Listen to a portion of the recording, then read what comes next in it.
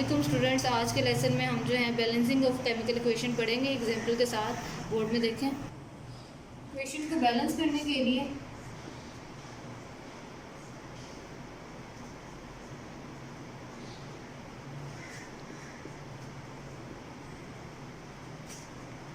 Trial and error method जो है वो यूज़ किया जाता है। अब ये मेथड क्या है? इस मेथड में एक कोएफिशिएंट जिससे न्यूमेरिकल वैल्यू होती है उसको इस्तेमाल किया जाता है और न्यूमेरिकल वैल्यू आपके फार्मूला और सिंबल से पहले लिखी जाती है और एडजस्ट किया जाता है उसको रिएक्टेंट और प्रोडक्ट के लिए कि किसी तरह से एटम्स हैं दोनों साइड पर एक जैसे होते हैं। इसकी अगर डेफिनेशन देखो तो कुछ इस तरह से बनेगी। It is the process in which coefficient जो कि आपकी न्यूमेरिकल वैल्यू होती है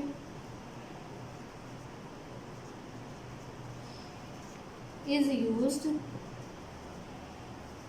before symbols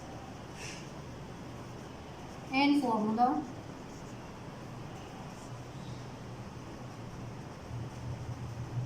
and adjusting is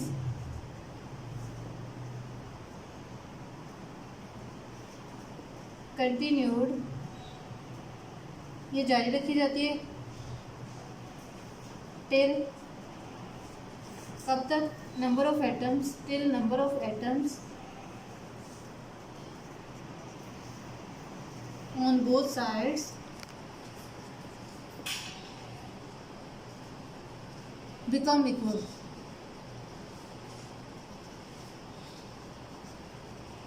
ठीक है, जब दोनों तरफ बराबर हो जाएंगे तो हम जो है ये प्रोसेस रोक देंगे और हमारी इक्वेशन बैलेंस हो जाएगी। इसकी फर्स्ट एग्जांपल मैं आपको देती हूँ।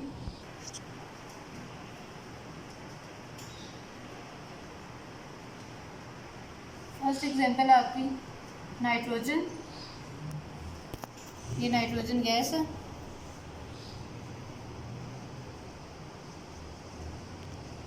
और ये मिल रही है आपकी हाइड्रोजन गैस के साथ।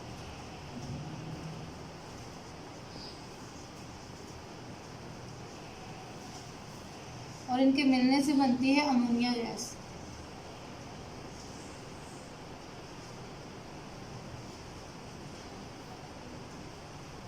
अब इसको ज़रा देखेंगे गौर से। नाइट्रोजन में नंबर ऑफ एटम्स कितने हैं? 2, इधर 1 है। यहाँ से पता चल रहा है ये बैलेंस्ड नहीं है।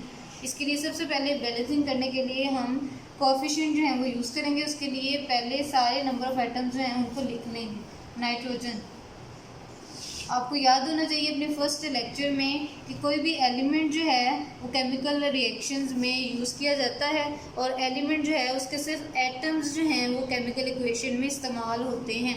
नाइट्रोजन एक एलिमेंट है जिसके यहाँ पर एटम्स जो इस्तेमाल हुए हैं उनकी तादाद ये बता रही है कि 2 हैं।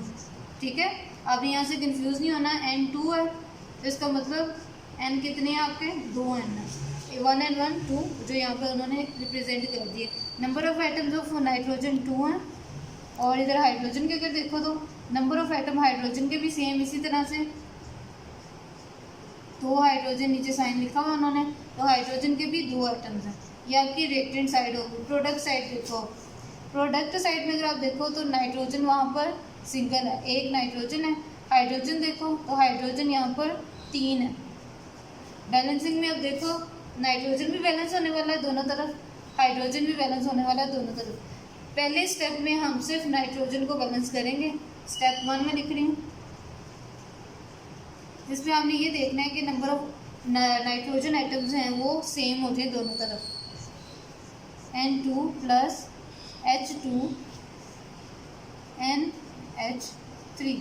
अब नाइट्रोजन को बैलेंस करने के लिए यहाँ पर 2 है तो यहाँ पर 1 है। यहाँ पर मैं कौन सा कोएफिशिएंट न्यूमेरिकल वैल्यू लगाऊंगी कि इसके भी नाइट्रोजन के एटम्स हैं वो 2 हो जाएंगे? ऑब्वियसली मैं 2 ही यहाँ पे लिखूंगी। यूँ नंबर ऑफ नाइट्रोजन आइटम्स हैं वो 2 हो गए। अब काउंट करेंगे नाइट्रोजन 2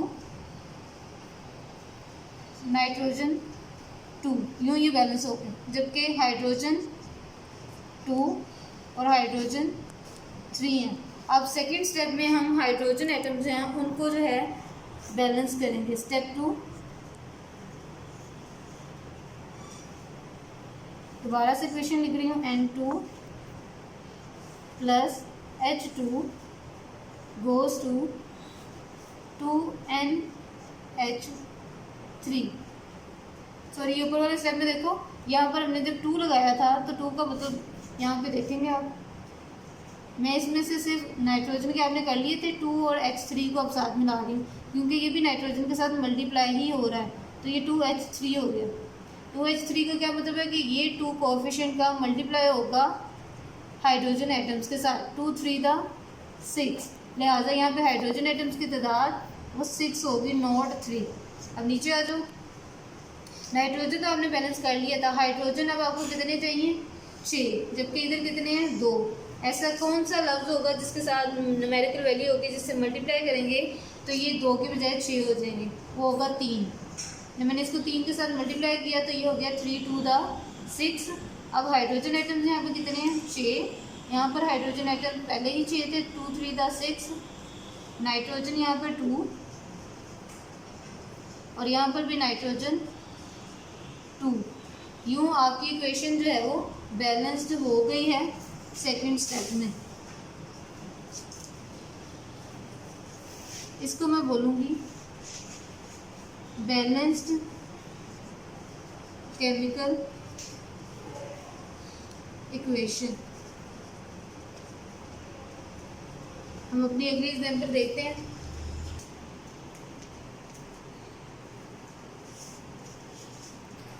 सेकेंड एग्जाम्पल आपकी मीथेन गैस और ऑक्सीजन गैस है।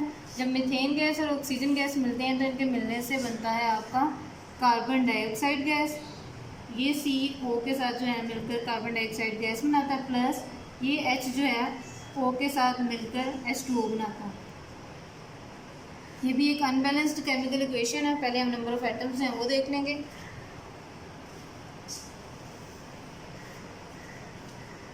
कार्बन के नंबर ऑफ एटम्स काउंट करेंगे 1, हाइड्रोजन के काउंट करेंगे 4, ऑक्सीजन के काउंट करेंगे 2।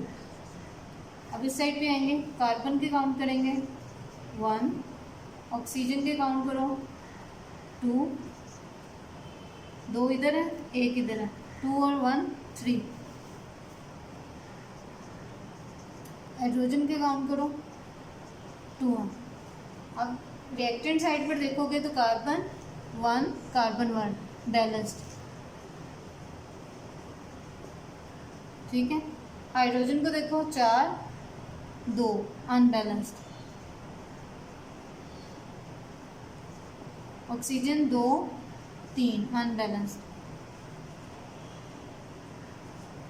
यानी यहाँ पर आपने ऑक्सीजन और हाइड्रोजन को बैलेंस करना है। स्टेप 1 है हमारा, जिसमें हम हाइड्रोजन को जो है वो बैलेंस करते हैं। पहले CH4 plus O2 goes to CO2 plus H2O। अच्छा, अब देखो यहाँ पर हाइड्रोजन के 4 हैं रिएक्टेंट साइड पर और प्रोडक्ट साइड पर कम है, 2 हैं, तो यहाँ पर हम इसको चेंज करेंगे। H2 2 एटम्स हैं, इसके साथ क्या लगेगा कि 2 से 4 हो जाएंगे, इसके साथ कोएफिशिएंट लगेगा 2, 2 2 दा 4, लिहाजा मैं यहाँ पर 2 लिखा रही हूँ। 2 लगाया, 2 2 दा 4। अब काउंट करो, कार्बन के 1 कार्बन के 1, हाइड्रोजन 4 और इधर भी हाइड्रोजन हमारे 4 हो गए, यानी ये दोनों बैलेंस्ड हो चुके हैं।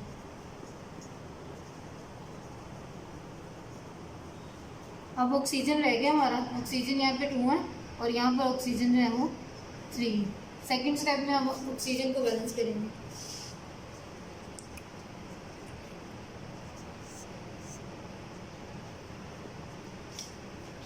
CH4 plus O2 CO2 plus 2H2O।